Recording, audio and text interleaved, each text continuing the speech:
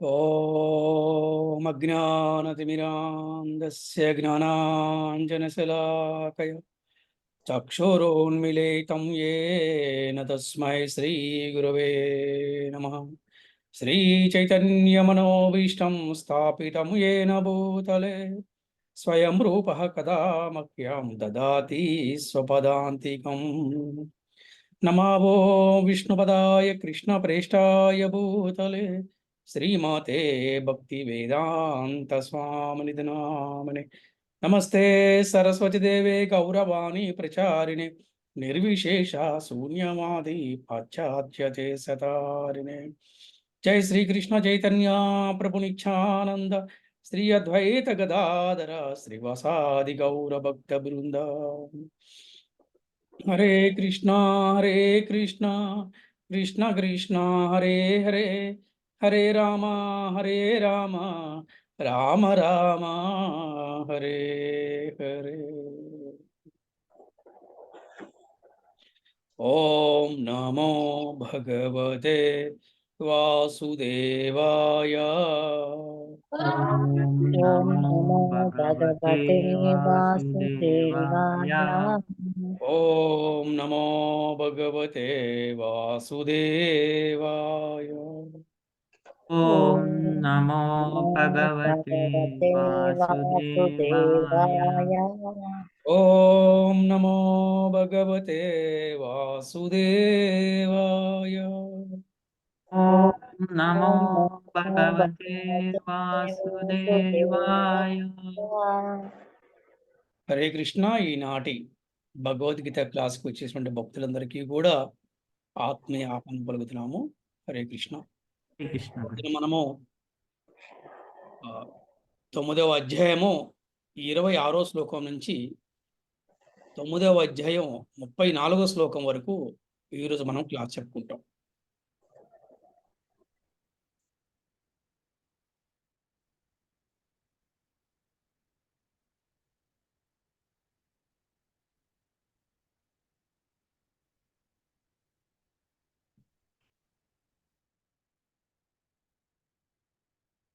హరే కృష్ణ.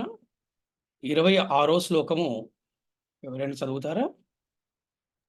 హరే కృష్ణ గురూజీ. పద్మజ గురూజీ. హరే కృష్ణ. పత్రం పుష్పం ఫలం తోయాం యో మే భక్త్యా ప్రయచ్చతి తదహం భక్త్యుపహృత మస్నామి ప్రయతాత్మనః. హరే కృష్ణ గురూజీ. ఎవరైనను నాకు ప్రేమతోడను భక్తితోడను పత్రమును గాని పుష్పమును గాని ఫలమును గాని లేదా జలమును గాని అర్పించినచో దానిని నేను అంగీకరింతును. అది చాలా చాలా ఇంపార్టెంట్ శ్లోకము, చాలా చాలా ముఖ్యమైన శ్లోకము. అలాగే మన నిత్య జీవితంలో ఈ శ్లోకాన్ని నిరంతరం గుర్తుపెట్టుకోవాలి. చాలామందికి ఒక సందేహం ఉంటుంది, భగవంతుడికి ఎందుకు నైవేద్యం పెట్టాలి, లేదా భగవంతుడికి ఏమి నైవేద్యం పెట్టాలి, భగవంతుడు ఏమి స్వీకరిస్తాడు. ఈ అన్ని ప్రశ్నలు కూడా ఈ యొక్క శ్లోకములో మనకి సమాధానం ఉన్నదన్నమాట. మనం ఇంతకుముందు కూడా కొన్ని మార్లు చెప్పుకున్నాము, ప్రతి ప్రశ్నకి సమాధానం భగవద్గీతలో ఉన్నది అని, ప్రతి సమస్యకి కూడా పరిష్కారం భగవద్గీతలో ఉన్నదని. అలాగే ఈ రోజున ఈ 26వ శ్లోకంలో ఈ సెషన్ 52లో ఈ యొక్క పత్రం పుష్పం ఫలం తోయం, ఇది నోట్ చేసుకోండి, చాలా గుర్తుపెట్టుకోండి, చాలా అవసరమైనటువంటి శ్లోకం ఇది. ఎప్పుడు కూడా మనం శ్లోకం చక్కగా చెప్పేలా ఉండాలన్నమాట, ఎవరిని అడిగినా కూడా.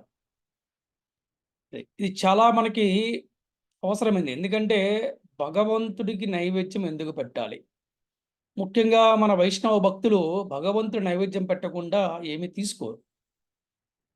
వాటి గురించి ఎన్నో వివరాలన్నీ కూడా మనకి ఈ ఒక్క శ్లోకంలో మనకి ఉంటాయి. ప్రేమతో భగవంతుడికి పత్రం పుష్పం ఫలం తోయం, ఆకు కానీ పువ్వు కానీ అలాగే ఇంకేదన్నా మీకు ఫలము కానీ జలము కానీ ఏది అర్పించినా కూడా ప్రేమతోటి ఆయన స్వీకరిస్తాడు. దీని గురించి భాష్యమును ఏ విధంగా శ్రీల ప్రభుపాదులు రాశారో మనము చక్కగా చూద్దాము. పద్మజ భాష్యం చదవండి. హరే కృష్ణ గురుజీ. అది శ్రీల ప్రభుపాద వారి భాష్యంకి జై. శ్రీల గురుదేవికి జై.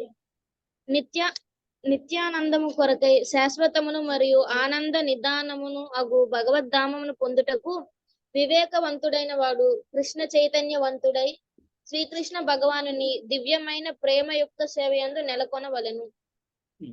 అట్టి అద్భుత ఫలమును కలగజేయు పద్ధతి వాస్తవమునకు అత్యంత సులభము. ఎట్టి యోగ్యత లేని పరమ దరిద్రునికి కూడా అది ఆచరణ సాధ్యమగును. కేవలం శ్రీకృష్ణ భగవానునికి శుద్ధ భక్తుడై ఉండుటయే ఈ విషయమున వాంఛనీయమగు ఏకైక యోగ్యత. మానవుని దేశకాల పరిస్థితులతో దానికి ఎట్టి సంబంధమును లేదు. ఈ విధానము మిక్కిలి సులభమైనది. మానవుడు భక్తితోనూ ప్రేమతోనూ దేవాది దేవునకు పత్రమును గాని జలమును గాని ఫలమును గాని అర్పింపవచ్చును. భగవానుడు దానిని సంతోషముతో అంగీకరించును. కనుక ఇక్కడ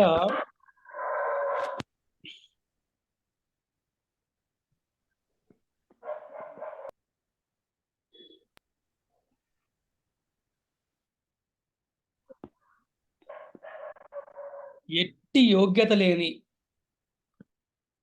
యోగ్యత లేని పరమ దరిద్రుడు కూడా అది ఆచరణ సాధ్యమగునంట. ఏమిటి అతనికి యోగ్యత, ఏమిటి అతనికి అర్హత అంటే కేవలము శ్రీకృష్ణునికి శుద్ధ భక్తి ఉండటమే అతని యొక్క యోగ్యత.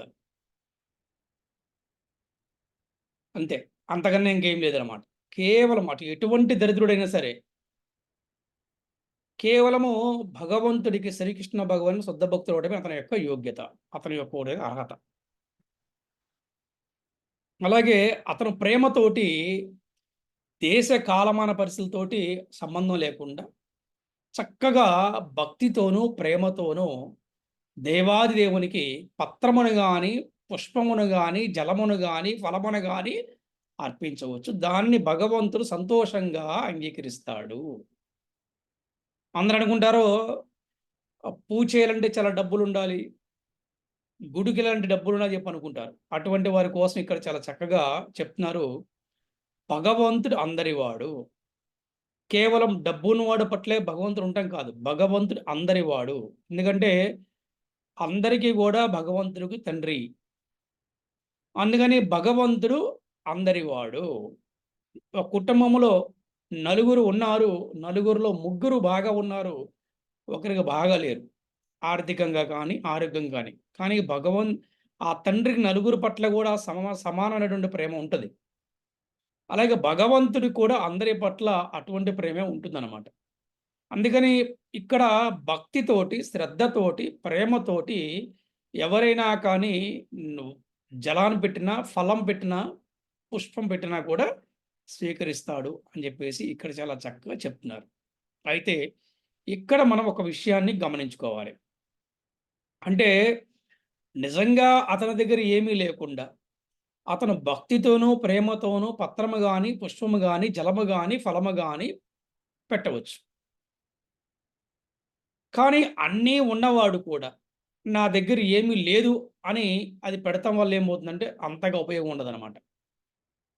అది అంటే ఎవరికి లేనివాడికి అందుబాటులో ఏమీ దొరకని వాడికి ఈ విధంగా పెట్టినప్పుడు భగవంతుడంగా సంతోషంగా తీసుకుంటాడు.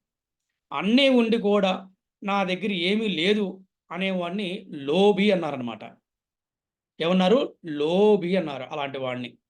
అది ఏమీ లేకుండా అతను భగవంతుడు నిరంతరము కూడా నేను ఏదో రకంగా సేవ చేయాలని పరితపించేవాడిని ఏమన్నారంటే ఏంటి అతన్ని యోగి అన్నారు. లోబి వేరు, యోగి వేరు. ముఖ్యంగా మన భక్త బృందం చూస్తే మన భక్తులు ఎలా ఉంటారంటే నిరంతరం తప్పిస్తూ ఉంటారు. కృష్ణుడికి మంచి మంచి పూలను మనము కుట్టి ఆ పూలదండలు వేయాలి, కృష్ణుడికి రకరకాల నైవేద్యాలు చేసి కృష్ణుడికి నివేదన చేయాలి. జీడిపప్పు, కిస్మిస్, బాదము, పిస్తా ఏంటి మంచి వేరుశెనగ నూనె నువ్వులు, జీడిపప్పు, చప్పనబోగు. మరి ఇవన్నీ ఎందుకండి? చాలామంది అడుగుతారు. ఏముందండి భగవంతుడు ఏం ఆశిస్తాడండి? పత్రం, పుష్పం, ఫలంతో అన్నారు కదండీ అంటారు. మళ్ళీ మహా తెలివికల వాళ్ళు. అది కాదు. భగవంతుడికి మనం ఎందుకు పెడుతున్నామంటే, మన ఆనందం కోసం పెడుతున్నాం. భగవంతుడు ఏమి ఆశించడు మన దగ్గర నుంచి. మన ఆనందం కోసము, మనం భక్తిలో అభివృద్ధి చెందడం కోసం, నిరంతరం మనం భగవంతుడి సేవలో ఉండటం కోసం, మనకు ఆచార్యులు ఇటువంటి ఒక మంచి సంస్కారాన్ని, మనకి మంచి ఒక ఏమంటారంటే ఆచార వ్యవహారాలను ఇచ్చారనమాట. అవి మనం ఫాలో అవుతూ వెళ్తుంటాం. అంతేగాని రోజు పొద్దున్నే ఒక పువ్వో, గ్లాస్ మంచినీళ్ళు పెట్టేసి ఆయనకి ఏమీ కూడా నైవేద్యం పెట్టకుండా మన కడుపు నుండి తినేసి బయటికెళ్ళిపోవడం కాదనమాట. ఇది చాలా చక్కగా అర్థం చేసుకోవాల్సిన అవసరం ఉంది. అది. ఇక్కడ లేనివాడు ఏది పెట్టినా భగవంతుడు స్వీకరిస్తే, కానీ ఉన్నవాడు మాత్రము తనకి చేయగలిగినది చేస్తే గనక భగవంతుడేమీ ఆశించడు. కానీ చేయటం వల్ల మనకి భక్తి అనేది అభివృద్ధి చెందుతుందనమాట. భక్తి పెరుగుతుందనమాట. అది. ఇది చాలా గమనించవలసిన విషయం. అలాగే కనుక కృష్ణ చైతన్య విధానము అత్యంత సులభము మరియు విశ్వజనీనమైనందున దీని యందు ఎవరికీను నిషేధము లేదు. ఇందులో నిషేధం ఎవరికీ లేదు. ఎవరైనా కూడా వచ్చి ఈ భక్తి చేయొచ్చు. ఏ కులపోడైనా చేయొచ్చు, ఏ మతవాడైనా చేయొచ్చు, ఏ దేశం వాళ్ళైనా చేయొచ్చు, ఏ ప్రాంతం వాళ్ళైనా చేయొచ్చు, ఏ భాష వాళ్ళైనా చేయొచ్చు. ఎటువంటి నిషేధం లేదు. దానికి చూస్తే మరి ఈ రోజున శ్రీల ప్రభుపాదుల వారు అమెరికా వెళ్ళి ఈ యొక్క ఉద్యమాన్ని స్టార్ట్ చేసి అక్కడ ఎంతోమందిని మార్చారు. మరి ఇవాళ 100 దేశాలకు పైగా ఈ కృష్ణ చైతన్యం అనేది బాగా ప్రచారం అవుతుంది. కారణం ఏంటి? దీనికి ఎటువంటి నిషేధం కూడా లేదు. అత్యంత సులభము కూడా. అది ఏముంది చెప్పండి? ఈ కలియుగంలో చక్కగా యువధర్మమైనటువంటి హరే కృష్ణ, హరే కృష్ణ, కృష్ణ కృష్ణ హరే హరే, హరే రామ, హరే రామ, రామ రామ, హరే హరే అని జపం చేసుకుంటూ చక్కగా వారు వారి దైనందిన జీవితము చక్కగా జీవించుకోవచ్చు. దీనికి ఎటువంటి నిషేధం లేదు. కంటిన్యూ చేయండి పద్మజ గారు. అట్టి ఎడ ఈ సులభమైన మార్గము ద్వారా కృష్ణ చైతన్యమును పొంది అత్యున్నతమైన నిత్యానంద జ్ఞానమైన పరిపూర్ణ జీవితమును వాంఛింపని అజ్ఞాని ఎవడుండును. శ్రీకృష్ణుడు ప్రేమపూర్వక సేవనే వాంఛించును గాని అన్యమును కాదు. ఒక్క నిమిషం ఇక్కడ చూడండి. చక్కగా ఈ సులభమైన మార్గం ద్వారా ఉన్నతమైన నిత్యానందం అన్నమాట. ఎవరైనా ఆనందాన్ని వద్దంటారు చెప్పండి? ఎవరైనా ఆనందాన్ని వద్దనుకుంటారా? లేదు కదా! అది సులువైన మార్గము. అలాగే నిత్యము ఆనందం ఉండే మార్గాన్ని ఎవరు కూడా వదులుకుంటారా? అటువంటి అజ్ఞాని ఎవరైనా ఉంటారా? అని చెప్తున్నారు ఇక్కడ. అలాగే కృష్ణుడు ప్రేమపూర్వక సేవనే వాంఛించును గాని అన్యమని కాదు. నీవు ప్రేమతో బంగారం పెట్టినా తీసుకుంటాడు. అలాగే పువ్వు పెట్టినా కూడా తీసుకుంటాడు. ఇక్కడ కావాల్సింది లవ్, అంకిత భావము, విశ్వాసము, భక్తి, శ్రద్ధ, సంస్కారము వీటన్నిటి దేవుడు కూడా మనకి భగవంతుని సేవించడానికి గొప్ప అవకాశం. కంటిన్యూ చేయండి. తన శుద్ధ భక్తులు సమర్పించు చిన్న పుష్పమునైనను శ్రీకృష్ణుడు అంగీకరించును. అభక్తుల నుండి అతడు ఎట్టి కానుకను కోరడు. ఆత్మారాముడైనందున అతడు ఇతరుల నుండి కోరినది ఏదియును లేదు. అయినను అతడు ఇక్కడ చూడండి, చాలా చాలా చాలా చాలా ఇంపార్టెంట్. తన శుద్ధ భక్తులు సమర్పించి చిన్న పుష్పమైన శ్రీకృష్ణుడు అంగీకరిస్తాడు. చిన్న పుష్పానైనా. కానీ భక్తులు కాని వారి దగ్గర నుంచి ఏ కానుకను కూడా ఆయన కోరడు. భక్తులు ఇస్తారు కానీ ఆయన కోరుకోడు. కానీ ఇక్కడ మాత్రం కృష్ణుడు అంగీకరిస్తాడు, యాక్సెప్ట్ చేస్తాడు. డిఫరెన్స్ అది చూడండి ఇక్కడ. అంటే భక్తులు సమర్పించి చిన్న పుష్పానైనా అంగీకరిస్తాడు. కానీ అభక్తులున్న మాత్రం ఏ కానుకను కూడా ఆయన కోరడు. అది. కంటిన్యూ చేయండి. అయినను అతడు ప్రేమానురాగ భావముతో తన భక్తులు సమర్పించు దానిని ప్రీతితో స్వీకరించును. అట్టి కృష్ణ చైతన్యమును వృద్ధిపరుచుకొనుటయే జీవితము నందలి అత్యున్నత పరిపూర్ణత్వ స్థితి. భక్తి లేక భక్తియుక్త సేవయే శ్రీకృష్ణుని పొందుటకు ఏకైక మార్గమని ఖచ్చితంగా నొక్కి చెప్పుటకై ఈ శ్లోకమున భక్తి అను పదము 2 మార్లు వాడబడినది. బ్రాహ్మణుడగుట, పండితుడగుట, ధనవంతుడగుట లేదా గొప్ప తత్వవేత్త ఎగుట వంటి ఇతర ఏ విధానము చేతను మానవుడు తాను సమర్పించు దానిని శ్రీకృష్ణుడు అంగీకరించినట్లుగా చేయజాలడు. చూడండి ఇక్కడ బ్రాహ్మణుడైనంత మాత్రాన, పండితుడైనంత మాత్రాన, ధనవంతుడైనంత మాత్రాన, గొప్ప తత్వవేత్త అయినంత మాత్రాన వాళ్ళు ఏమైనా సమర్పించినప్పుడు కూడా కృష్ణుడు అంగీకరించినట్లుగా ఉండడు. ఎందుకంటే ఈ భక్తి చేసేటటువంటి తన భక్తుడు ఏమి ఇచ్చినా అంగీకరిస్తాడు అనే విషయాన్ని ఇక్కడ మనం తెలుసుకోవచ్చు. అందుకని చాలామందికి అమ్మో బ్రాహ్మణుడికే భక్తి ఉంటుందండి, పండితుడికే భక్తి ఉంటుందండి, ధనవంతులు బాగా ఖర్చు పెట్టగలరండి భక్తి కోసం అనుకుంటారు. అలా అనుకోవాల్సిన అవసరం లేదు. భగవంతుడు ఇక్కడ చాలా క్లియర్ చెప్తాడు, తన భక్తుడు ప్రేమతో ఏమిచ్చినా కూడా అంగీకరిస్తాడు. భక్తుడు కాని వాడిచ్చేదాన్ని భగవంతుడు అంగీకరించేట్లుగా మనం చూడలేదు. కంటిన్యూ చేయండి. మూల సిద్ధాంతమైన భక్తి లేకుండా ఎవ్వరునూ దేనిని భగవానునిచే అంగీకరింపజాలరు. కనుకనే భక్తికి ఎన్నడూనూ భౌతికమైన కారణం ఏదీనూ లేదు. ఈ విధానము శాశ్వతమైనది. అది పరతత్వమునకు చేయబడు ప్రత్యక్ష సేవా కార్య రూపము.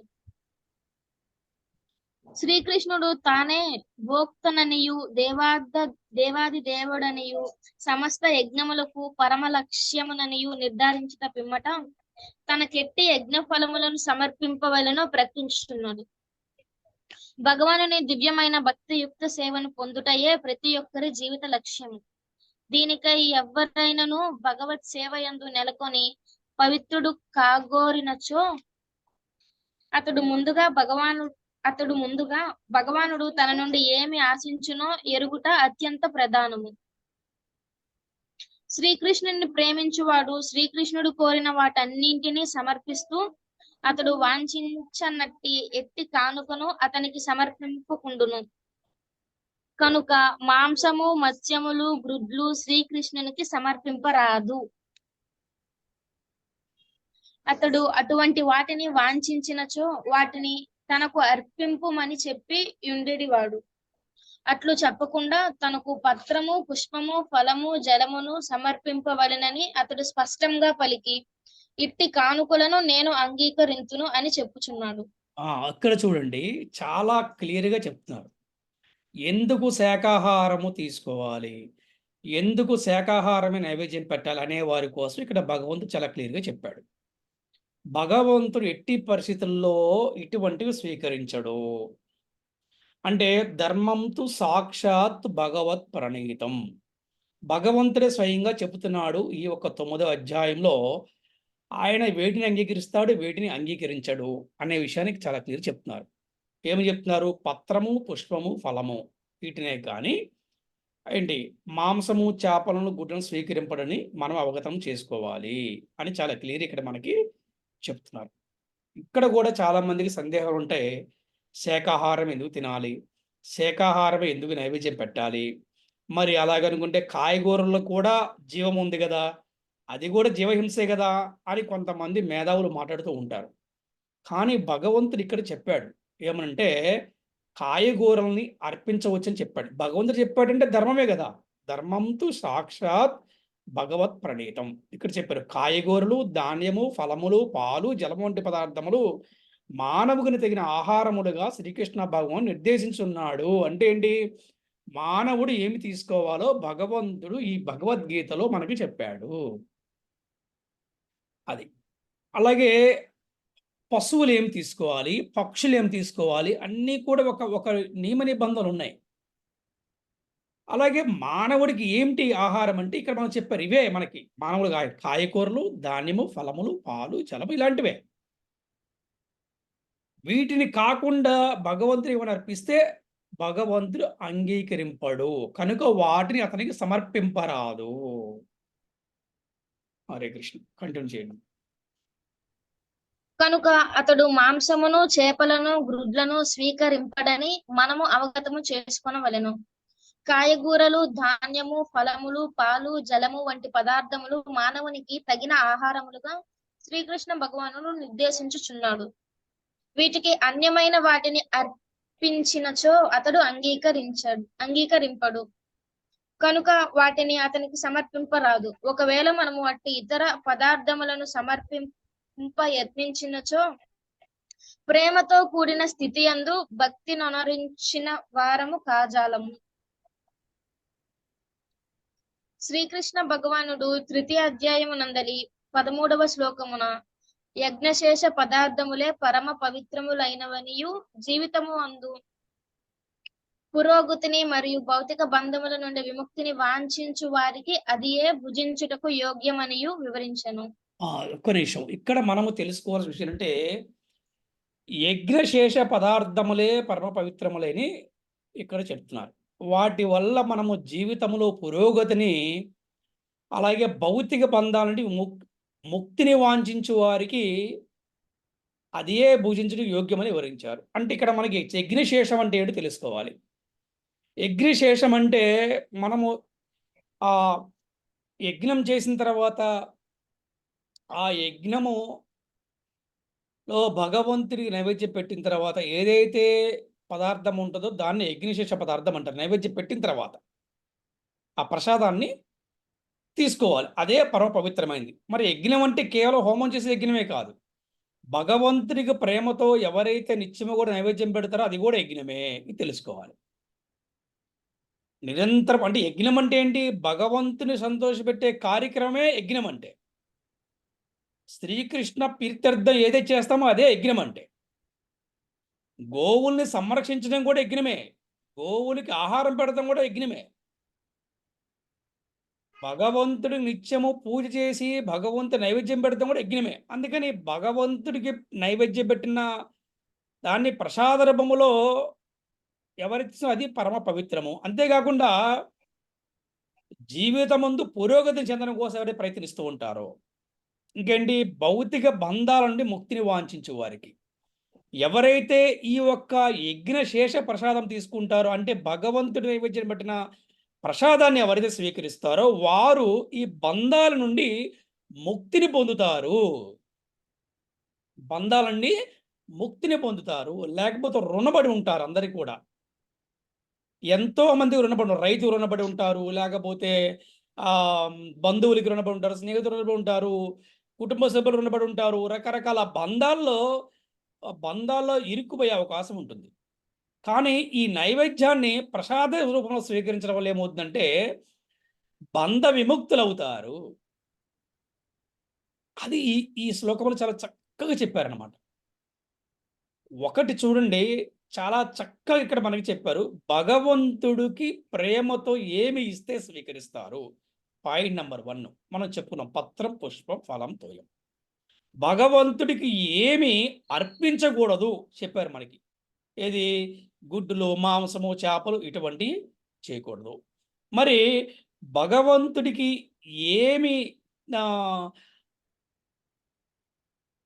ఏమి అర్పిస్తే అవి పరమ పవిత్రము చాలా చెప్పారు. యజ్ఞశేష పదార్థాలు అంటే పరమ పవిత్రము. మరి భగవంతుడికి ఎందుకు నైవేద్యం పెట్టాలి అనే దాని గురించి ఈ ఒక శ్లోకంలో మనకి సమాధానం వచ్చింది. ఏంటి? శాకాహారమే ఎందుకు స్వీకరించలే దాని గురించి ఇక్కడ మనకు సమాధానం వచ్చింది.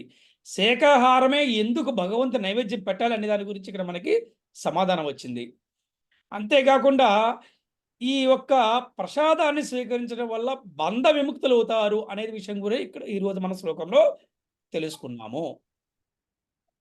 కంటిన్యూ చేయండి.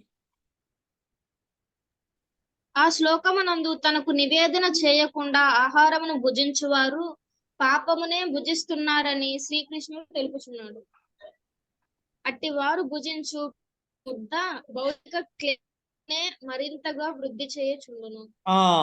ఇది చాలా చాలా ఇంపార్టెంట్. ఏంటంటే భగవంతుడు నైవేద్యం పెట్టకుండా ఎవరైతే ఆహారాన్ని భుజిస్తూ ఉంటారో వారు పాపాన్నే భుజిస్తున్నారని శ్రీకృష్ణుడు తెలుపుచున్నాడు.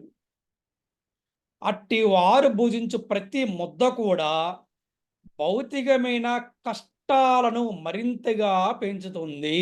ఈ విషయం తెలుసుకోవాలి. చాలామంది కూడా భక్తుల్లో కూడా రకరకాలుగా ఇబ్బంది పడుతూ ఉంటారు.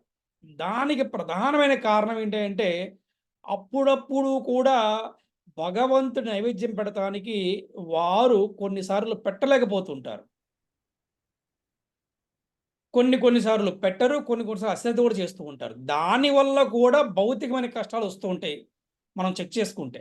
అందుకని భక్తుడనేవాడు ఆకలితోనే ఉంటాడు గానీ, భగవంతుడి నైవేద్యం పెట్టకుండా ఉండలేడు. భగవంతుడి నైవేద్యం పెట్టకుండా ఉన్న ఆహారాన్ని తనను భుజింపడు. ఎందుకంటే పాపాన్నే భుజిస్తున్నాడు. ఎందుకు కృష్ణ భక్తిలోకి వచ్చామంటే పాత వాటిని వదిలించుకుంటానికి వచ్చాం గానీ, కొత్త వాటిని తెచ్చుకుంటం కోసం కాదు. అందుకు మనం కృష్ణ భక్తిలోకి వచ్చాం. తెలిసో తెలవకో పాపాలు చేశామో, లేకపోతే తప్పులు చేశామో, అపరాధాలు చేశామో, ఇక నుంచి మంచిగా జీవిస్తామని మనము గురువును ఆశ్రయించి జపమాల తీసుకొని జపం చేస్తూ, భగవద్గీత, భాగవతం చదువుతూ ఆధ్యాత్మిక జీవితం ప్రారంభించినప్పుడు అటువంటి భక్తులకి నైవేద్యం పెట్టిన ఆహారాన్ని భుజించడం అంటే చాలా కష్టముతో కూడుకున్నటువంటి పని అనమాట. చాలా కష్టం అనమాట. అందుకే మన భక్తులు ఏదన్నా పెళ్ళిళ్ళకి వెళ్ళినా, శుభకార్యాలకు వెళ్ళినా, ఎక్కడికి వెళ్ళినా కూడా వారి దగ్గర భోజనం చేయరు. కారణం ఏంటంటే ఈ శ్లోకం. మిమ్మల్ని ఎవరు అడిగితే ఈ శ్లోకం రిఫరెన్స్ చేయండి. 9వ అధ్యాయంలో 26వ శ్లోకంలో ఇలా ఉందంటే అది మేము పాటిస్తామని చెప్పి రిఫరెన్స్ ఇవ్వండి ఈ శ్లోకాన్ని. వాళ్ళు కూడా చదివి మారుతారు. లేకపోతే కామెంట్ చేస్తూ ఉంటారు. మీరు ఎవరిని ముట్టుకోరా, మీరు ఎవరి దగ్గర తినరా, మేము అంటరాని వాళ్ళమా, ఇలా అంటూ ఉంటారనమాట. అది అంటే ప్రతి ముద్ద కూడా కష్టాలను కొని తెచ్చిపెడుతుంది. ఇది చాలా క్లియర్గా చెప్తున్నారు ఈ శ్లోకం గుర్తుపెట్టు. అందుకని భక్తులు ఎవ్వరూ కూడా నైవేద్యం పెట్టకుండా తీసుకోవద్దు. ఎప్పుడన్నా కష్ట పరిస్థితుల్లో, కుదరని పరిస్థితుల్లో చాలా కష్టమై ఉండాలి. అది ఎంతో కష్టం వచ్చినప్పుడు ఏం చేయాలంటే తీసుకోవాల్సిన పరిస్థితి వస్తే కనుక అందులో కూడా ఉల్లిపాయలు లేకుండా ఆహారం చూసుకొని 3 సార్లు హరే కృష్ణ మహామంత్రం చెప్పుకొని గురువుని కృష్ణుని ప్రార్థించి అప్పుడు ఆహారాన్ని భుజించాలి. గురువు గారు అందుబాటులో ఉంటే గురువు గారి దగ్గర పర్మిషన్ తీసుకోవాలి. అప్పుడు ఈ ఒక్క పాపాల నుంచి బయటపడే అవకాశం ఉన్నది. Next continue.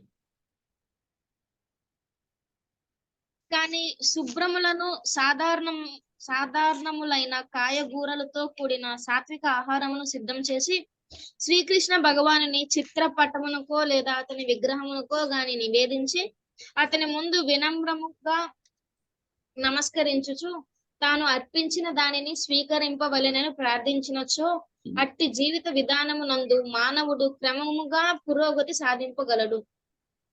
దేహము పవిత్రమై బుద్ధి వికసితమైనప్పుడు స్పష్టమైన అవగాహన ఎనునది వృద్ధి అగును. అన్నింటికీ మించి ఆ నివేదనను ప్రేమ భావముతోనే అర్పింపవలెను. ఏలైనా సర్వము శ్రీకృష్ణునికే చెంది ఉండుటచే అతనికి ఎట్టి ఆహారము అవసరం లేదు. అతనుకు ఆ విధముగా తృప్తిపరుచుటకు యత్నించు భక్తిని నిమిత్తమే అతడు దానిని స్వీకరించును.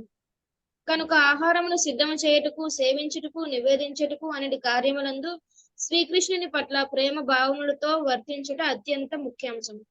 ఇక్కడ తెలుసుకోవాల్సిన నైవేద్యం పెట్టాం కదా, ఏదో అలా పెట్టేసి అలా వచ్చేసి అలా కాదు. ఎంతో శుభ్రమైన కూరగాయలతోటి ఫస్ట్ క్లాస్ క్వాలిటీ.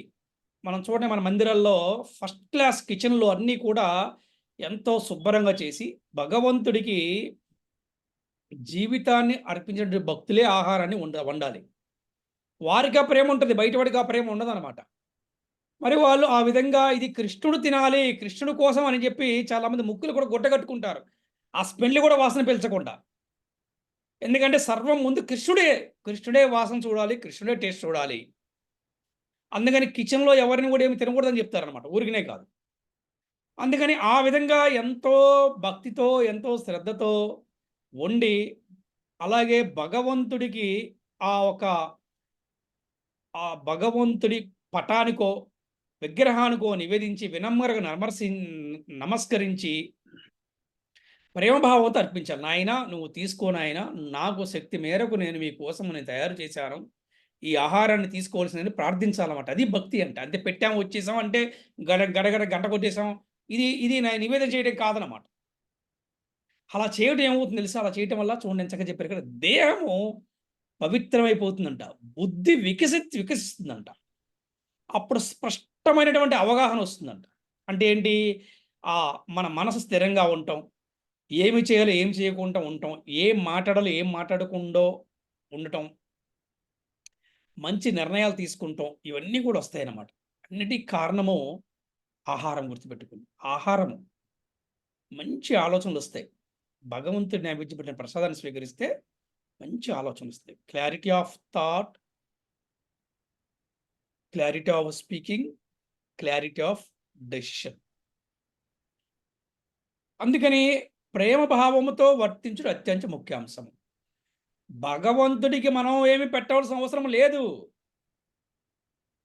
అన్నీ ఆయనయే కదా, ఆయనకి మళ్ళీ పెట్టాల్సి ఆయన దగ్గర నుంచే వస్తున్నాయి. మనం ఆయనకి మనం పెట్టవలసిన అవసరమే లేదు ఆయనకి. కానీ భగవంతుడి నైవేద్యం పెడతాం వల్ల మనకి ప్రేమ పెరుగుతుంది, భక్తి పెరుగుతుంది, సేవాభావం పెరుగుతుంది, అలాగే మనకి ఆసక్తి పెరుగుతుంది. ఈ విధంగా శుద్ధ భక్తులు అవటానికి ఇవన్నీ కూడా మంచిటువంటి ఏమంటే ఆచార వ్యవహారాలు అన్నమాట ఇవన్నీ కూడా. అది కంటిన్యూ చేయండి.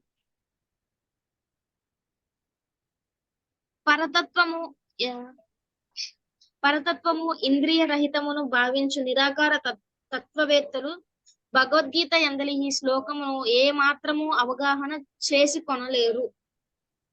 వారికి ఇది ఉపమానముగానో భగవద్గీతను బోధించు శ్రీకృష్ణుని భౌతిక ప్రవృత్తికి నిదర్శనముగానో వారు భావింతురు.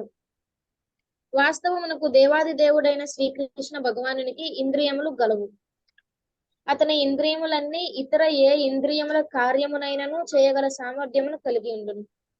శ్రీకృష్ణ భగవానుడు సర్వశక్తిమంతుడని దాని భావం ఇదియే. ఇంద్రియములు లేనిచో అతని సర్వశక్తిమంతుడని పరిగణించుటకు వీలు లేదు. ఇక్కడ చూడండి, భగవంతుడు కూడా ఇంద్రియాలు ఉన్నాయి. కానీ మన ఇంద్రియాలకి భగవంతుడి ఇంద్రియాలకి చాలా తేడా ఉన్నది.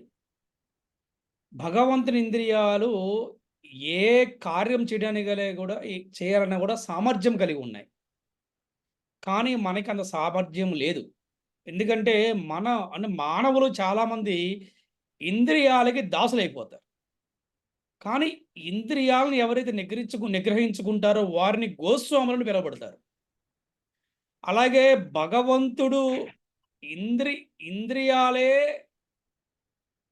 భగవంతుడికి ఏమంటారంటే ఇంద్రియాలు భగవంతుడికి తెలుగులో చెప్పడం రావట్లేదు నాకు. ఇంద్రియాలు భగవంతుడికి వశమై ఉంటాయి. అంటే భగవంతుడి కంట్రోల్లో ఇంద్రియాలు ఉంటాయి.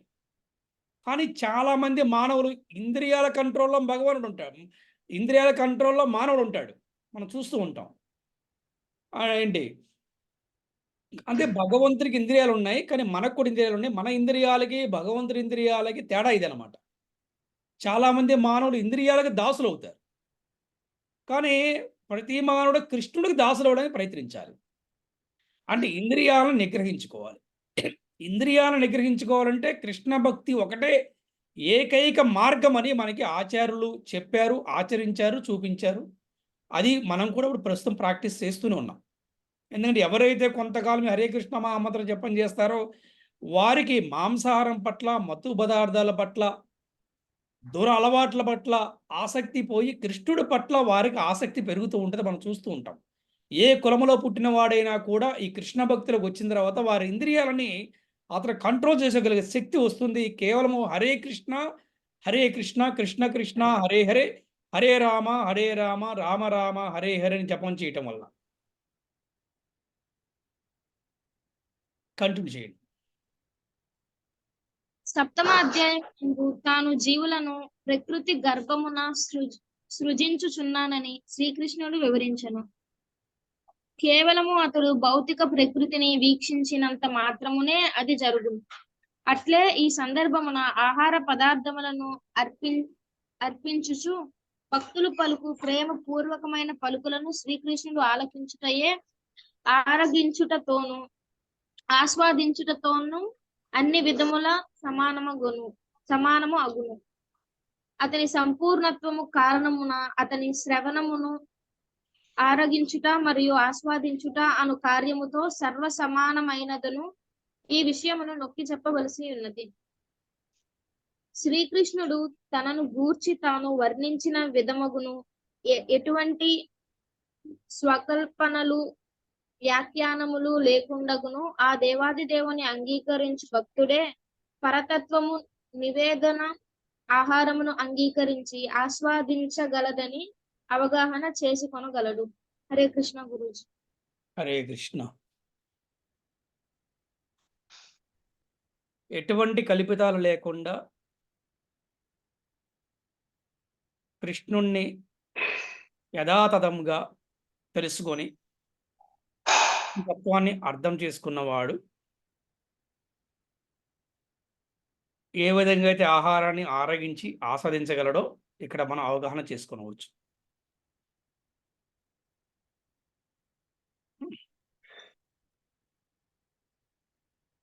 సో ఈ శ్లోకం ద్వారా మీ అందరికి అర్థమై ఉండొచ్చు, భగవంతుడికి ఎందుకు నైవేద్యం పెట్టాలి, భగవంతుడికి ఏమి నైవేద్యం పెట్టాలి, భగవంతుడు వీటిని స్వీకరిస్తాడు వీటిని స్వీకరించడు అనే దాని గురించి ఈ శ్లోకాన్ని మనం తెలుసుకున్నాం.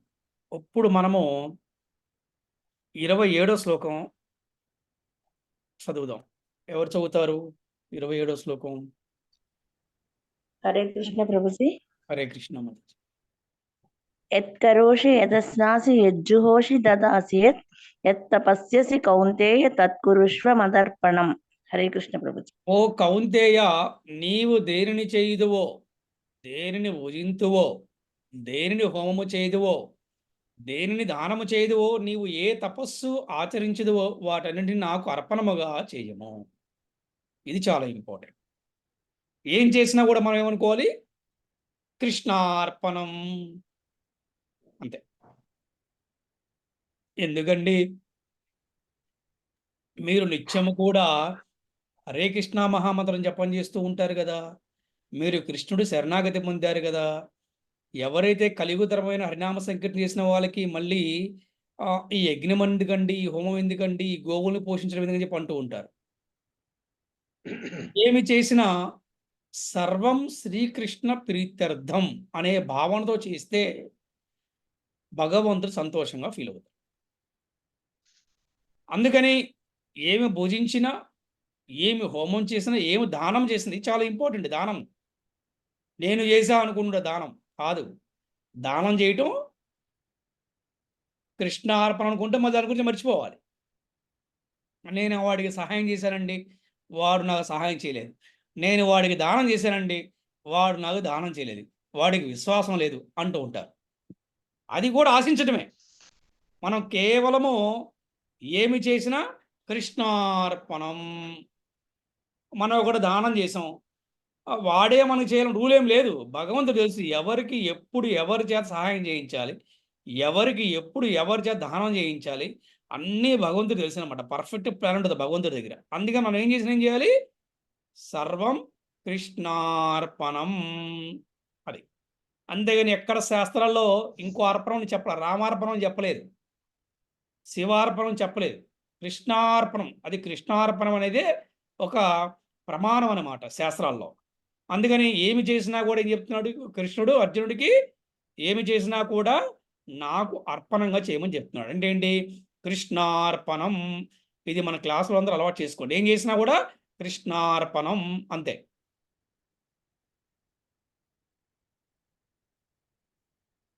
నెక్స్ట్ శ్లోకం చదువు.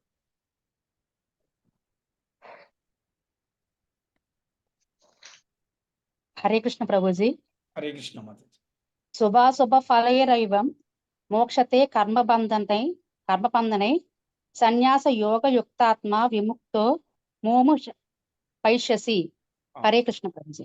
పైష్యసి. ఈ విధముగా నీవు కర్మబంధముల నుండి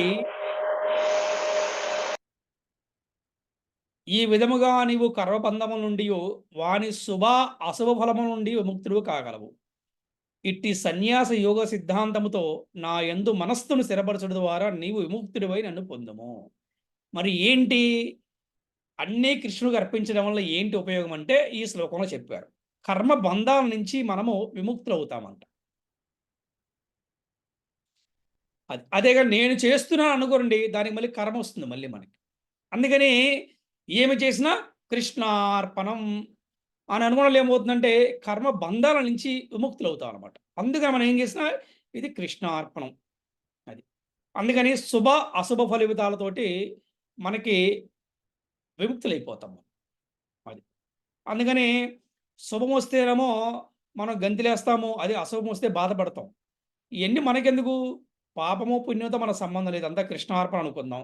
శుభము అశుభంతో మన సంబంధం లేదు, అన్నీ కూడా కృష్ణార్పణ అనుకుందాం అని ఇక్కడ చెప్తున్నారు అనమాట. ఇలా చేయడం వల్ల ఏమంటే మనసు స్థిరపడుతుంది, మనసు స్థిరంగా ఉంటుంది ఇలా చేయటం వల్ల.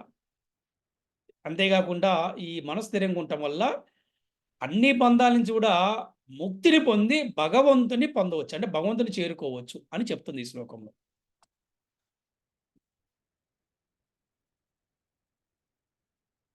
ఆ, 29వ శ్లోకం చదవండి. హరే కృష్ణ గురుజీ. హరే కృష్ణ. సమ్మోహం సర్వభూతేషు నామే ద్వేషోస్తి న ప్రియః ఏ భజంతి తు మాం భక్త్యా మయి తేషు చాప్యహం. హరే కృష్ణ. నేను ఎవరిని ద్వేషింపను, ఎవరి ఎడను పక్షపాతములు కలిగి ఉండను, నేను అందరి ఎడను సమానుడును. కానీ భక్తితో సేవ చేయువాడు నాకు మిత్రుడై నా యందుండును, మరియు నేను అతనికి మిత్రుడినై ఉందును. కృష్ణుడితో స్నేహం చేయటం ఎలా అనే ప్రశ్నకి ఈ శ్లోకము ద్వారా సమాధానం. 9వ అధ్యాయంలో 29వ శ్లోకంలో ఈ విధంగా చెప్తున్నారు. నేను ఎవరిని కూడా ద్వేషించను, ఎవరి పట్ల కూడా పక్షపాతం లేదు. మరి ఫ్రెండ్ అనేవాడు అలాగే ఉండాలి కదా, స్నేహితుడు అనేవాడు అలాగే ఉండాలి కదా. మరి స్నేహితుడు అనేవాడు మరి ఇలాగే ఉండాలి. స్నేహాలు బయట మనం చూస్తుంటాం, స్నేహాలు ఎలా ఉంటారు, అవసరం ఉన్నప్పుడు ఒకలాగా, అవసరం లేనప్పుడు ఒకలాగా. అందుకని ఇక్కడ ఏమంటున్నాడు, కృష్ణుడికి ఎవరైతే భక్తితో సేవ చేసేవాడు మిత్రుడంట, అలాగే భక్తుడికి కృష్ణుడు మిత్రుడంట. ఏమండి, ఎవరన్నా మనకి ఇలా చెప్పారా? ఏ శాస్త్రాలను చెప్పారా? కానీ కృష్ణుడు చూడండి చక్కగా చెప్తున్నాడు ఇక్కడ మనకి. ఎవరిని ద్వేషింపడు, ఎవరైనా పక్షపాతం కూడా కలిగి ఉన్నాడు, అందరిని కూడా సమానంగా చూస్తాడు. విద్యా వినయ సంపన్నే బ్రాహ్మణే గవిహస్తినే సునీచేవ స్వపాకే చ పండిత సమదర్శిన. ఆయన చెప్తున్నాడు ఎలా ఉండాలి, విద్యా వినడం సంపన్నుడైన వాడు ఎలా ఉండాలి అంటే, బ్రాహ్మణులను, గోవులను, ఏనుగులను, సునకమాంస భుజించి వాడిని సమదర్శనముతో వీక్షించును. అంటే సమానంగా చూస్తాడు, కానీ సమానం మాత్రం కాదు. ఇది ఒక చిన్న విషయం గుర్తుపెట్టుకోవాలి. మరి ఎవరికి పట్ల ఆయన పక్షపాతం చూపిస్తారంటే, తనకి భక్తి సేవ చేసేవాడు. ఫర్ ఎగ్జాంపుల్, తండ్రికి నలుగురు కొడుకులు ఉన్నారు, లేదా 2 కొడుకులు ఉన్నారు. ఒకడు దురలవాట్లతో ఎప్పుడు తిరుగుతూ ఉంటాడు, వాడు నాన్నగారి గౌరవాన్ని చెడగొడుతూ ఉంటున్నాడు. ఇంకొకడు మంచి మార్గంలో ఉన్నాడు, కుటుంబ గౌరవాన్ని, నాన్నగారి గౌరవాన్ని, సమాజం నిలబెడుతున్నాడు. ఇప్పుడు చెప్పండి మీకు ప్రశ్న, ఈ ఇద్దరిలో ఆ తండ్రికి ఎవరి పట్ల ఎక్కువగా ప్రేమ ఉంటుంది చెప్పండి? చిన్నవాడి పట్ల. ఎవరైతే తండ్రి పరువు తీయకుండా ఉంటారో, తండ్రి గౌరవాన్ని, కుటుంబ గౌరవాన్ని ఎవరైతే నిలబెడుతున్నాడో వారి పట్ల సహజంగానే కొద్దిగా ప్రేమ ఉంటుంది. అంటే ఏంటి ఇక్కడ, చేసుకున్న వాడికి చేసుకున్నంత.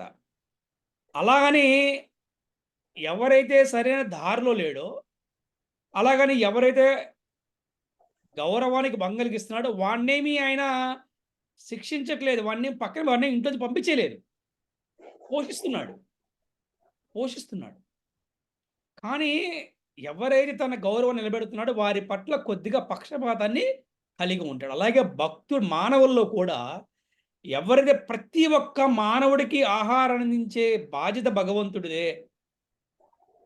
ప్రతి ఒక్క జీవికి కూడా పోషకుడు భగవంతుడే.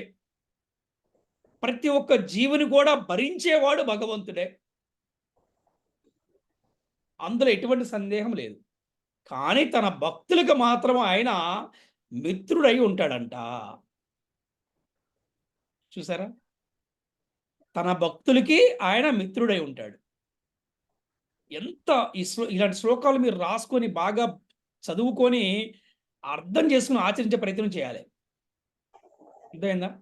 అసలు చూడండి ఎంత ఈ 9వ అధ్యాయం ఎలా ఎటువంటి అసలు శ్లోకాలంటే ఎటువంటి అర్థాలంటే అసలు లైఫ్ చేంజింగ్ క్లాస్ అన్నమాట ఇవి. జీవితం మారిపోతుంది ఇవి కనుక చక్కగా అర్థం చేసుకుని ఆచరించే ప్రయత్నం చేస్తే కనుక. కృష్ణుడితో స్నేహం ఎలా చేయాలి అనే ప్రశ్నకి ఎంత చక్కగా చెప్పారు చూడండి. కేవలం భక్తి సేవ చేస్తే చాలు కృష్ణుడికి మిత్రుడైపోతాడు.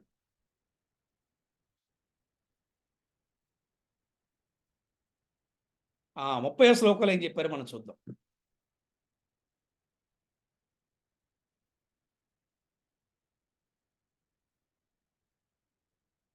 చదవండి ఎవరైనా 30వ శ్లోకం. హరే కృష్ణ గురూజీ. హరే కృష్ణ. అపి చేత్సు దురాచారో భజతే మామన్యభాక్ సాధురేవ సమంతవ్యః సమ్యగ్ వ్యవసితో హి సహ. మిక్కిలి హేయమైన కార్యము అనరించినప్పటికీ మానవుడు భక్తియుత సేవయందు నియుక్తుడై ఉన్నచో అతడు తన సంకల్పమును స్థిరనిచ్చుడైనందున అతన్ని సాధువుగానే పరిగణింపవలెను. ఇది చాలా చాలా ఇంపార్టెంట్. కొంతమంది భక్తులు వారి కొన్ని కారణాల వల్ల భక్తుల పతనమైనప్పుడు,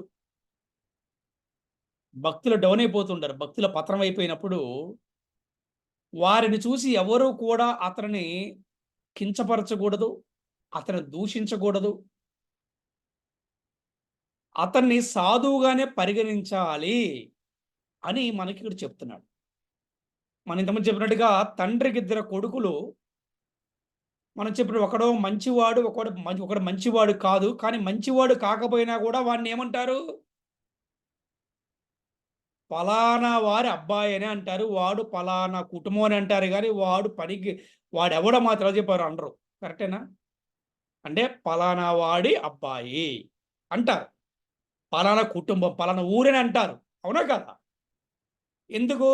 వాడు ఆ ఇంట్లోనే ఉన్నాడు, ఆ తండ్రి దగ్గరే ఉన్నాడు. మేబీ వాడు మంచివాడు కాకపోవచ్చు, కానీ తండ్రి దగ్గరే ఉన్నాడు కాబట్టి అతన్ని కూడా గౌరవించాలి. అతను ఆ కుటుంబానికి చెందినవాడే, ఆ తండ్రికి చెందినవాడే. అలాగే భక్తుల్లో కూడా ఏ భక్తుడైతే పతనమైపోతాడో అతని పట్ల ప్రేమగా వ్యవహరించాలంట. అయ్యయ్యో ఇతను పతనమైపోయారు, మనం భక్తులందరం కలిసి సంకీర్తన చేసి మళ్ళీ అతని మందిరం తీసుకొచ్చి అతన్ని మళ్ళీ భక్తి మార్గం ముందు తీసుకెళ్లే ప్రయత్నం చేయాలి. కానీ అతన్ని కించపరచకూడదు, అతన్ని దూషించకూడదు అని మనకి ఈ శ్లోకం ద్వారా తెలియజేస్తున్నారు అన్నమాట. ఇది చాలా చాలా ఇంపార్టెంట్ శ్లోకం ఇది. ఈ భక్తుల్లో కొంతమందికి ఏంటంటే ఒక ప్రౌడ్నెస్ వచ్చేసి, నేను చాలా గొప్పవాణ్ణి, నేను బాగా చేస్తూ ఇతను చేయట్లేని చెప్పేసి అంటూ ఉంటారు.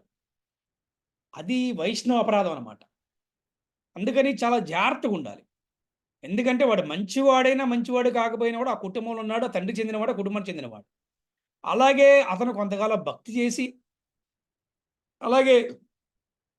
అలాగే ఇంతమంది ఇంకోటి కూడా ఉండదు ఇక్కడ. పూర్వజన్మలో అంటే ఈ కృష్ణ భక్తిలో రాకముందు అతను ఎటువంటి పాపాలు చేసినప్పుడు కూడా ఈ భక్తిలోకి వచ్చి ఈ భక్తిలో కనుక ఉన్నాడనుకోండి, అతను సాధువుగానే పరిగణించాలి. అరే ఇతను తెలుసండి, ఒకప్పుడు 10 ఏళ్ల క్రితం ఇలా చేసాడు చెప్పి అనకూడదు, అంటే పాపం. ఎందుకంటే అతను ప్రయత్నంలో ఉన్నాడు. అందుకనే ఎవరు కూడా పుట్టుకతో బ్రాహ్మణులు కాదు, గుర్తుపెట్టుకోవాలి. ఎవరు పుట్టుకతోనే వారు పండితులు కారు. అందుకని కొన్ని కారణాల వల్ల కొంతమంది వేరే కులాలు ఆవిర్భవించినప్పటికీ, వేరే జన్మలు తీసుకున్నప్పటికీ కూడా అతను భక్తి మార్గంలోకి వచ్చి భక్తిని ప్రారంభించినప్పుడు అతని సాధువుగానే పరిగణింపాలి అని ఇక్కడ శ్రీకృష్ణ భగవానుడు చాలా చక్కగా చెప్తున్నాడు. హరే కృష్ణ. 31వ శ్లోకాన్ని ఒకసారి ఎవరైనా చదవండి.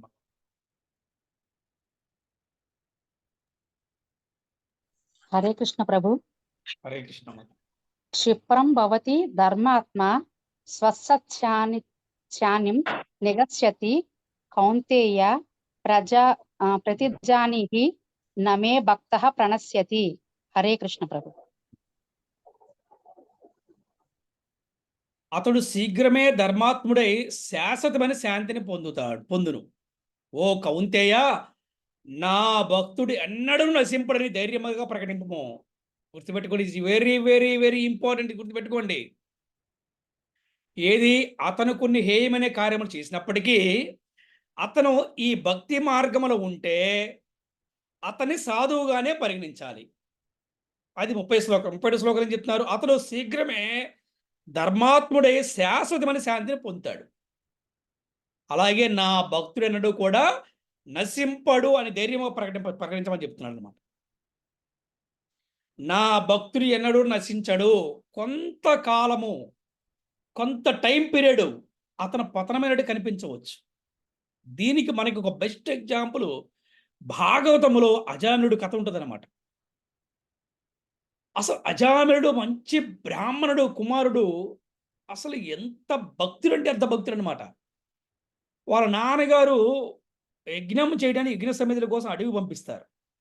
ఆ అడవికి వచ్చి అడవికి వెళ్ళి వస్తున్న దారిలో అతనికి ఒక వేశ్య ఇంకొక అతనితోటి వాళ్ళిద్దరు కలవటము అతను చూస్తాడు. అది చూసి అతని మనసు చెలిస్తుంది. ఆ తర్వాత అతను వేశ్యతో పరిచయం పెంచుకొని అతను మళ్ళీ వేశ్యతోటి కొంతకాలం సహజీవనం చేసి తర్వాత ఆ వేశ్యని పెళ్లి చేసుకుని ఎంతమంది సంతానం కానీ అతను 10,000 సంవత్సరాలు ఉంటాడు ఆ వేశ్యతోటి, 10,000 years. మరి అతను ఆ విధంగా కుటుంబాన్ని పోషించడానికి, పిల్లల్ని పోషించడానికి, భార్యని సంతోషపెడటానికి అతనికి అన్ని రకాల అపరాధాలు చేశాడు. మాంసభక్షణ చేశాడు, మత్తు పదార్థాలు తీసుకున్నాడు, జోదం ఆడాడు, అర్థమైందా? అలాగే దొంగతనం చేశాడు, ఏమి చేయకూడదు అన్నీ చేశాడు. కానీ అతను భక్తి చేయటం వల్ల వాళ్ళ సంతానంలో ఒకరికి నారాయణ అని పేరు పెట్టుకున్నాడు. చివరి రోజులో చనిపోయేటప్పుడు అతను నారాయణ, నాకు మంచినీళ్ళు ఇవ్వరా, నారాయణ నారాయణ అంటూ అతను చనిపోయాడు. అప్పుడు విష్ణు భట్లు వచ్చి అతను తీసుకెళ్తానికి వచ్చారు. యమభట్లు కూడా వచ్చారు. యమభట్లు ఏమంటారు? వీడిని మేము తీసుకెళ్తాం యమలోకానికి అంటారు. విష్ణు భట్లు ఏమంటారు? లేదయ్యా, వీడు వైష్ణవుడు, మేము ఈడు ఎలా వైష్ణవుడు అవుతాడండి? ఒక వేశ్యతో 10,000 సంవత్సరాలు ఉన్నాడు వీడు. అన్ని దురలవాట్లు ఉన్నాయి, అన్ని పాపాలు చేశాడు అంటారు. కానీ వైష్ణవులు ఏమంటారు? వాళ్ళు విష్ణు భట్లు ఏమంటారంటే, నాయనా, భగవంతుడు భక్తుడు ఎప్పుడు నశించిపోడు. ఏ మానవుడైతే చివరి రోజుల్లో నారాయణ వాసుదేవ, కృష్ణ నారాయణ వాసుదేవ అని చెప్పి ఎవరైతే శరీరుడు పెడతారో వారిని మేము విష్ణులోకానికి తీసుకెళ్తామని చెప్తారు. అప్పుడు యమపట్లు యమలోకానికి వెళ్తారు. యమరాజుని అడుగుతారు, యమధర్మరాజుని. అప్పుడు యమధర్మరాజు చెప్తాడు, నాయన, వాడు ఎంత పాపాత్ముడైనా కూడా అతను గనక పూర్వజన్మ సుకృతో అతను గతంలో చేసిన భక్తి వల్ల అతను తప్పకుండా చివరి రోజుల్లో నారాయణ వాసుదేవ అని చెప్పి స్మరించిన వాడి దగ్గరికి మీరు వెళ్ళకూడదు అని యమధర్మరాజు చెప్తాడు అనమాట. ఇక్కడ మనకు అర్థం చేసుకోవాల్సిన విషయం అంటే, తన భక్తుడు ఎప్పటికి కూడా నశించిపోడు. అందుకని మనం తొందరపడి వీడు భక్తులు డౌన్ అయిపోయాడండి, వీడు అంతేనండి అని మనం క్రిటిసైజ్ చేయకూడదు అనమాట. తెలుసుకోవాల్సిందంటే ఈ భక్తి ఎంతో గొప్పది. ఒక్కసారి హరే కృష్ణ మహామంత్రం జపం చేస్తే ఎన్ని జన్మలకైనా వాళ్ళు భక్తులు అవుతారంట. మేబీ వారు ఒక నెల అవ్వచ్చు, ఒక సంవత్సరంలో అవ్వచ్చు, లేకపోతే ఒక జన్మలో అవ్వచ్చు, కొన్ని జన్మలు, కానీ అవటం మాత్రం కన్ఫర్మ్ అంట. అందుకని మన భక్తులు ప్రపంచం తిరుగుతూ అందరి చేత హరే కృష్ణ కృష్ణ కృష్ణ హరే హరే, హరే రామ రామ రామ హరే హరే అని జపం చేయమని చెప్తుంటాం, ప్రచారం చేస్తూ ఉంటాం, సంకీర్తన చేస్తూ ఉంటాం అనమాట. అందుకని చాలా ఇంపార్టెంట్. నా భక్తుడు ఎన్నడను కూడా నశింపడని ధైర్యంగా ప్రకటింపము కౌంతేయ అని చెప్తున్నాడు అనమాట.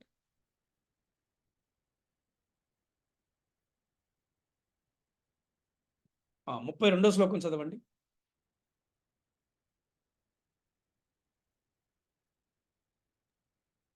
హరే కృష్ణ ప్రభు. హరే కృష్ణ. మాం హి పార్థ వ్యపాశ్రిత్య యే పిస్యూపాపయోనయః స్త్రియో వైశ్యస్తదా శూద్రాస్తే ప్రియాంతి పరాం గతిం. హరే కృష్ణ ప్రభు. ఇక్కడ మళ్ళీ ఇంకొకటి కూడా చెప్పారు. ఓ పార్థ, నాకు శరణాగతి పొందినవారు అధమ జన్ములైన స్త్రీలు, వైశ్యులు, శూద్రులు అయినప్పటికీ పరమగతిని పొందగలరు. ఏ స్త్రీలు అధమ జన్మలైన వారు. అంటే కొంతమంది స్త్రీలలో ఎవరైతే ఈ కొంతమందికి వేశ్య వృత్తి కానీ ఎవరైతే సత్ప్రవర్తన లేని వారు ఎవరైతే ఉంటారో అటువంటి వారైనా వైశ్యులు సహజంగా వారు వ్యాపార స్వభావంతో ఉంటారు జనరల్గా.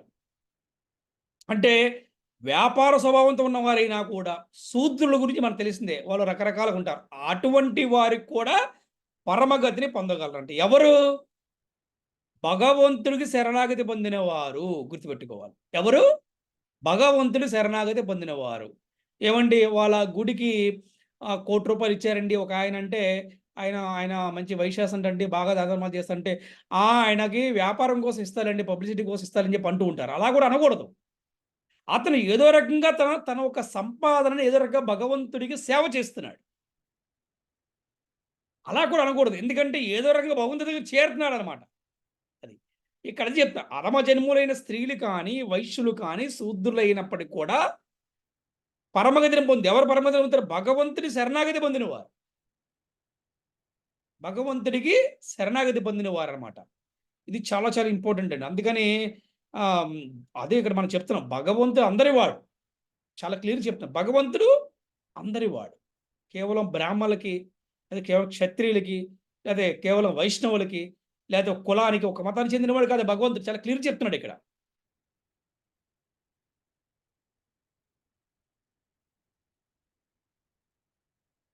ఆ 33వ శ్లోకంలో ఏం చెప్పారో మళ్ళీ మనం తెలుసుకుందాం ఒకసారి. ఎవరైనా చదవండి. హరే కృష్ణ గురుజీ.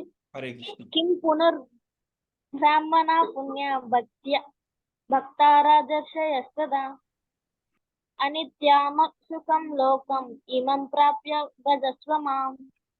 ఇక ధర్మాత్ములైన బ్రాహ్మణుల గూర్చియు, భక్తుల గూర్చియు, రాజర్షుల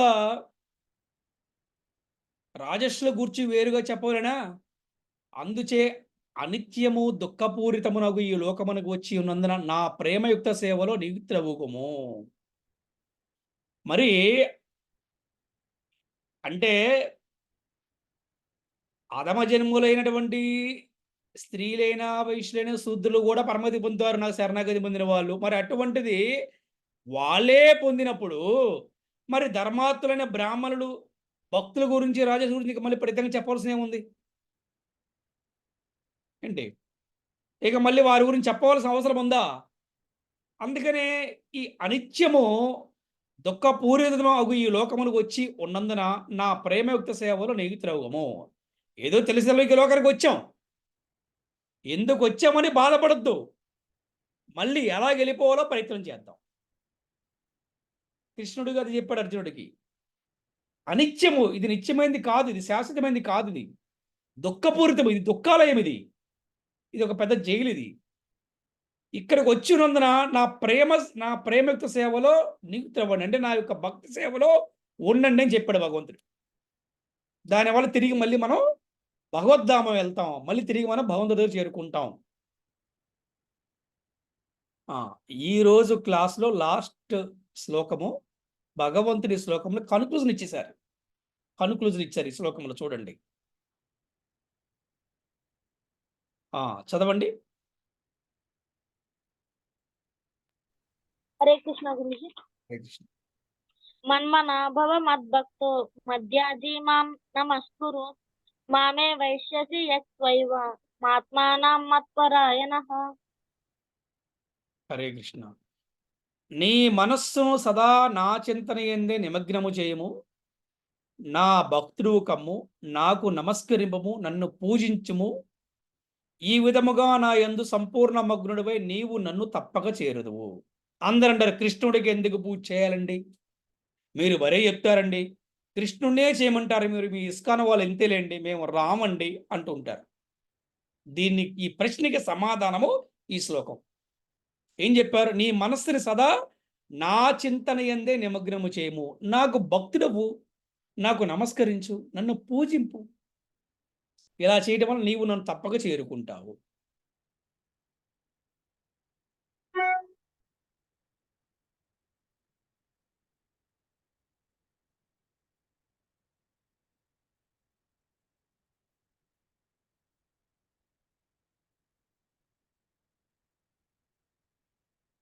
ఈ కలుషితమైనటువంటి భౌతిక జగత్తులో ఈ బంధాలను విముక్తిని పొందడం కృష్ణ చైతన్యమే ఏకైక మార్గం అని ఈ శ్లోకమును స్పష్టంగా చెప్పబడినది.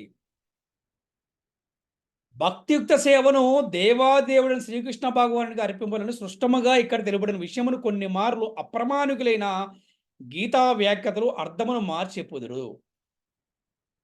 అందుకని మనము భగవద్గీత కానీ భాగవతం కానీ ఎవరి దగ్గర పడితే వారి దగ్గర మనము వినకుండా, నేర్చుకోకుండా ఒక ప్రామాణికమైన గురువు దగ్గరే భగవద్గీతని భాగవతాన్ని నేర్చుకొని చదివి అర్థం చేసుకుని ఆచరించే ప్రయత్నం చేయాలి.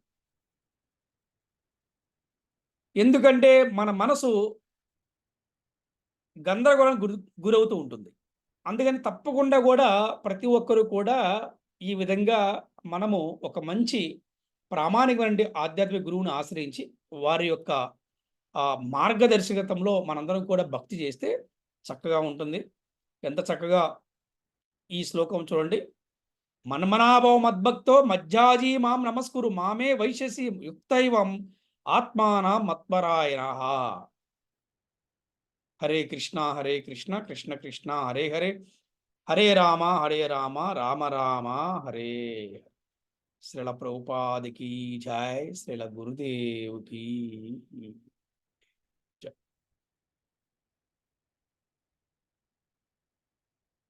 అనంత కోటి వైష్ణవ భక్త బృందకి జై. కలియుగ ధర్మ హరినామ సంకీర్తనకి జై. సమవేత భక్త బృందకి జై. హరి హరి బోల్. హరే కృష్ణ.